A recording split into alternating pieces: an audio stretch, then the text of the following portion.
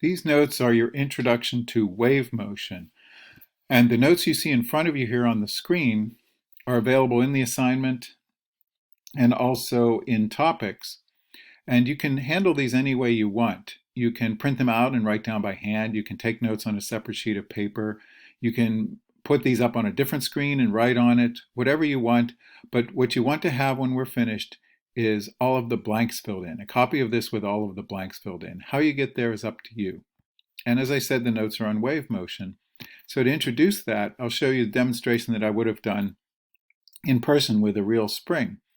And what we've got here is a long chain with a bunch of beads on it. And the beads are colored both red and green, but they're identical, red and green. And we've got a handle at one end, and the beads go out the window, and we can't see where they go. This is a lot like holding a slinky, for example.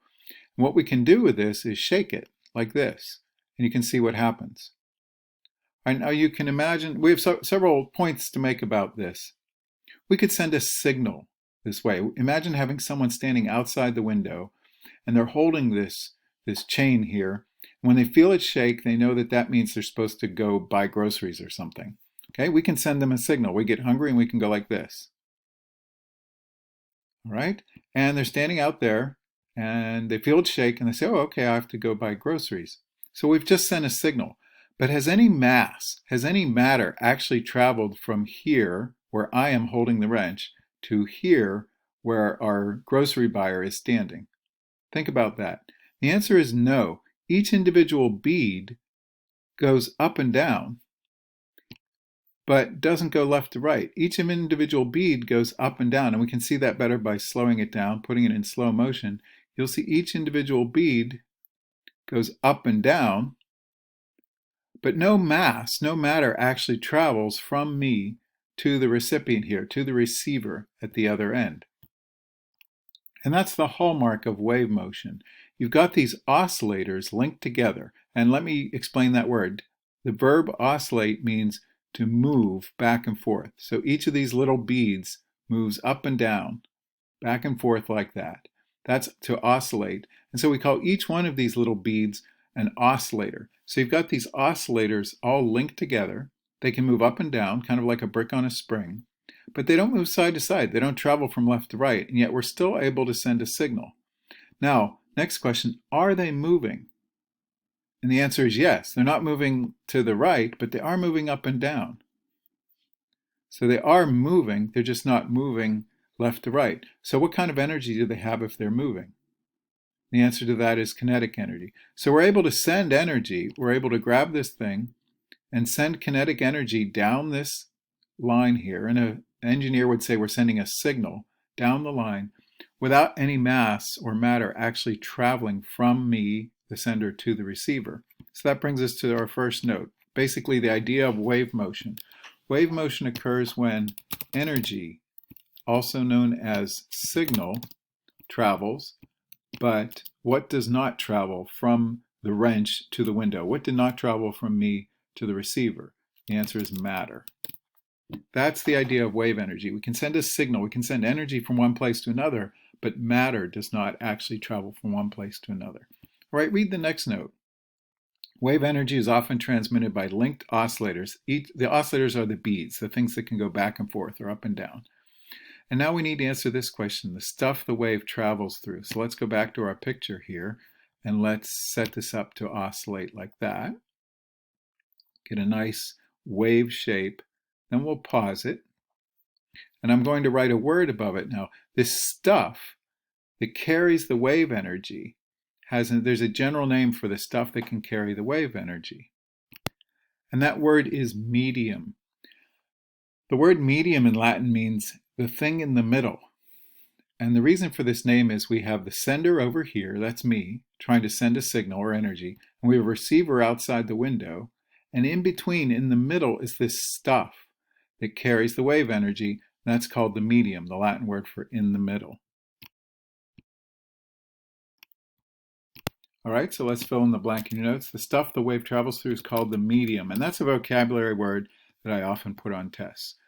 Now, in our class in freshman year, we study two basic types of waves. The wave you're seeing here is the first type of wave. This is called a transverse wave, and we'll fill that in a second. This is called a transverse wave, and I'll get it going, and we'll talk about it. Transverse wave, now which way is the signal going? The signal is the way that the wave seems to travel. That's this way, left to right here. But which way are the individual beads oscillating? Well, they're oscillating up and down. So what's the relationship between this direction and this direction from geometry class? Well, we call that perpendicular. When we talk about wave motion, the word we use is transverse, which is a fancy way of saying perpendicular. So this is what's called a transverse wave. And we can sketch it, we can measure certain things about it, we can put up rulers here. We can talk about, let me freeze it. Okay. We can talk about the height of the wave from the center line or rest position here to this height here, and that would be measured by this ruler over here. So that has a name, from here to here. And you've seen that word before for this distance, from the middle position to the end, to the top, or from the middle to the bottom. Think about what that word was with periodic motion. That word's amplitude. So we can, this direction here, this distance here is amplitude. But we have a new thing we can measure too, and that's the distance from one peak to another peak in the wave, and that's called wavelength. So we have two different distances we can measure, and clearly they're different. From here to here is very long. That's called wavelength, the length of one wave. And from here to here, the height of the wave is called amplitude. So let's fill in the blanks. The name of the first type of wave we look at is transverse.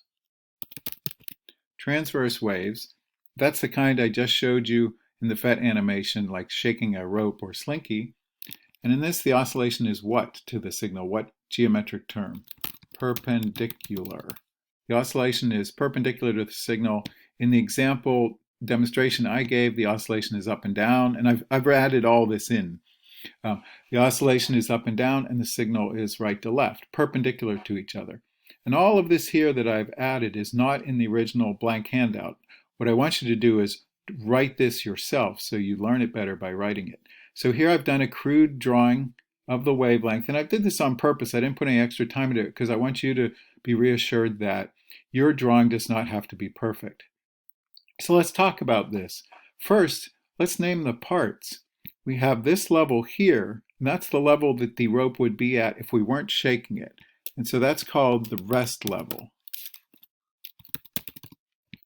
That's this line across here. Then we have the actual wave that we've frozen like we took a picture of it. The wave has peaks and valleys. The technical name for the peak is a crest, and that's the name for the top of a lot of things like the crest of a hill, or the bird with a red crest has a red cap on its head. And this bottom or valley of a wave, of this type of wave, is called a trough. And that's the word for a kind of valley-shaped feeding container that you would use to feed animals like pigs. You pour the food in it and they eat out of it, you put it on the ground. That's a trough, right? If you measure the length of one wave sideways, like from a crest to a crest or a trough to a trough, or you could start here, and pay close attention to this idea of starting here and ending where. If I start here, tell me stop. Well, you can't tell me, but say out loud when you think I've reached the end of one wave. If I start here, when have I completed traveling one full wave? All right, let me go do this again and tell you the right answer. If you start here, start and end here. That is one complete wave. A complete crest, back to where you started, a complete trough, and then back here, and then you'll see that after that, the shape repeats. So this is one full wave, a crest and a trough. So I could also measure from here to here. So it doesn't matter if I measure from start to end, crest to crest, trough to trough, that distance sideways is called a wavelength. And there's a symbol for it that you need to know.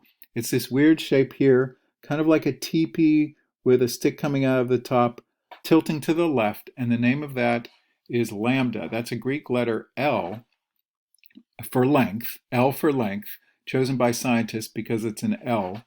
And if you have trouble remembering which way to draw it, it leans to the left. Lambda leans to the left. So that's the Greek letter lambda. Then finally, the last term you should know is from rest level here to the height, or from rest level to the depth, like that. That distance there, half of the full distance of the wave, that's called amplitude. We've seen that word before. Now, examples of transverse waves are if you shake a jump rope, for example. Water looks like a transverse wave. That's close enough. It's not exactly perfect. Water's not a perfect transverse wave, but it's close enough. And also, something we won't learn about this year, but light itself is a transverse wave of shaking electromagnetic waves. So there's 3 examples of waves that are transverse. All right, now we come to our second type of wave. And so for this, we have a different simulation. This is not PhET. PhET does not have a good simulation of this type of wave. What you have here is, imagine this is a slinky. Now I know that the parts aren't drawn well at the top, they're not connected, but imagine the coils of a slinky. And you're giving it a push and then a pull. Over here, a push on the left and then a pull. A push and then a pull. And when you push it, you create this compressed area. And then when you pull it back, you create this spread out area. And we can freeze that and talk about it. So I pushed on the slinky and I create a compressed area. Then I pull back and I create a spread out area. And here in this area is what the normal spacing of the slinky would be. And now I want you to watch a couple of things. First, our eye can follow that compressed area as it moves across the screen. So I'll start here, start a compressed area, and our eye, I'm moving the cursor, can follow it. But are the coils of the slinky really moving from here to here? No. And what are they doing? Well, what they're doing is they're moving back and forth, side to side. They're oscillating. And that's the reason they've marked one coil red and one coil green, so you could watch it. So if you look at this red coil here, you can see all it does is move back and forth, side to side. But your eye can still follow what looks like these compressions traveling along as if they are moving. So this is wave motion again. It's just a different type of wave motion. It's wave motion again because we can still send a signal. We can still have someone stand here and this will hit them and they'll get a signal. We're still sending kinetic energy down here. We start shaking here on the left and over here on the right. We see we create shaking, so we're making kinetic energy move. But is any matter actually traveling, moving from left to right? And the answer is no. Each of these only wobbles back and forth. Right? We can change a few things about it. You can see what amplitude means. Amplitude means the amount of shaking is smaller. So the compressed area is so little compressed you almost can't see it. Right? We can make the amplitude bigger. And you can see that compressed area is very dense, very compressed, so you can see it. It's hard to see the individual coils anymore, that very dense compressed area. All right, let's go back to our notes. So this type of wave has a name. It has a fancy Latin name, longitudinal. These are called longitudinal waves. There's a friendlier name that some engineers use. They're also called compression waves for obvious reasons. Longitudinal means along the length, and that's because the oscillation is along the length. In this case, think of that. The oscillation, I was shaking them side to side, and the signal traveled side to side. What do you call that relation in geometry when the oscillation is in this direction, the x-axis direction, and the signal is also in the x-axis direction? What do you call that? You call that parallel. Transverse waves, the two were perpendicular. Here in longitudinal waves, the two are parallel. And I've added these arrows here. We could show that this way. The oscillation was side to side, and the signal also traveled left or right. And now I'm not going to draw the diagram here because I have a web page. It's hard to draw longitudinal waves on the computer. It's pretty easy by hand. You just make those lines up and down. Don't bother connecting the slinky like this. Just make vertical lines. But I have a diagram that I just got from a web page, so it's a lot easier for me to use that. And let me pause this one. We'll talk about this and then I'll bring up the diagram. So look what happens if you could take a picture of a longitudinal wave. Look at the parts. You don't have crests and troughs. You don't have anything going up and down. What you have are compressed areas and areas immediately exactly halfway between them where the coils are more spread out. Then you have normal spacing here and normal spacing here. So we need a name for this compressed area. We need a name for this spread out area. And we need to discuss the length, the distance from one compression to the next compression, from here to here. So we have all that on another web page. And this one does look like a slinky. All right, so let's go through this. Compressed areas, conveniently enough, are called compressions. So that's very nice. That's easy to remember. And the distance from one compression to the next is the length of the wave. So of course that's called wavelength. And again, we would use the symbol lambda for wavelength as we did for transverse waves. And now we're learning a new word here. The word for the area where the coils are most spread out, exactly halfway between the two compressions, this area here where they are most spread out, is rarefaction. That will be a new word to you, and it comes from two Latin roots. Rare, just like the English word rare, rare doesn't mean in Latin that something is hard to find. That's not what it means. What it means is there aren't very many of them, sparse. So if you're out in the country, people are rare because they're spread out. There aren't as many of them out in the rural areas. They're spread out. So in Latin, they'd be called rare.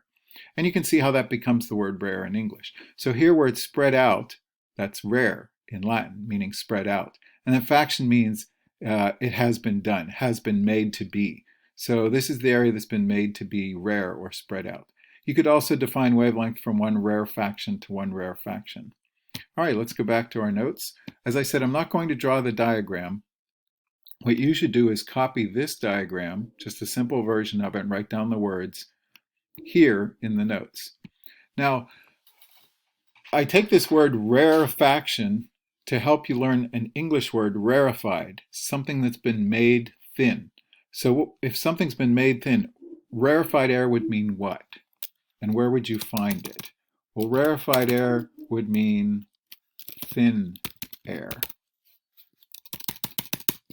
And where would you find it? Up high. In the mountains, for example, you'd find rarefied air. This is a really good expression to know. It is used literally for air in the mountains sometimes, but more often it's used figuratively. For example, for anything up high in any sense. And here's a good example of when you would use rarefied air. If you were talking about a professor working on some high-level theoretical physics, you would say that they are working in the rarefied air of science, meaning something very, very high level. They have a PhD, they're a professor, and they're working on something very sophisticated. You say, oh, you're up there in the rarefied air. They're not literally in the mountains.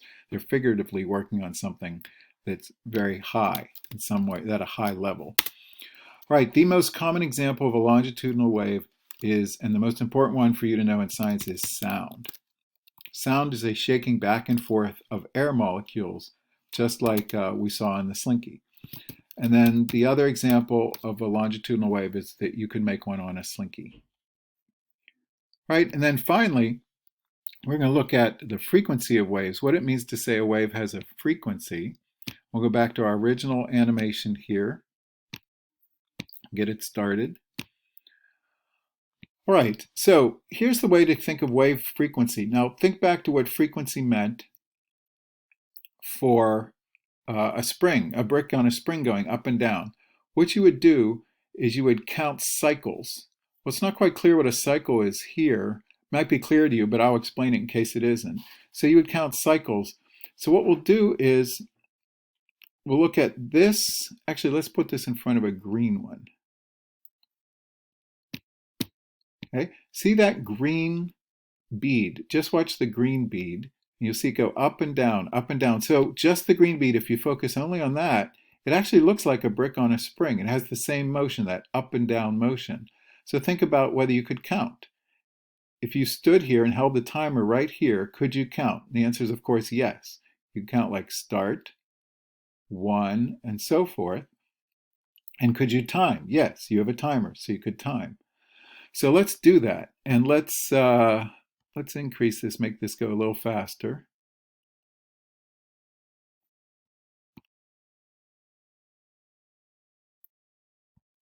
Okay, so that may be too extreme, so let's make this less comical. All right, let's count. Let's see what we could figure out.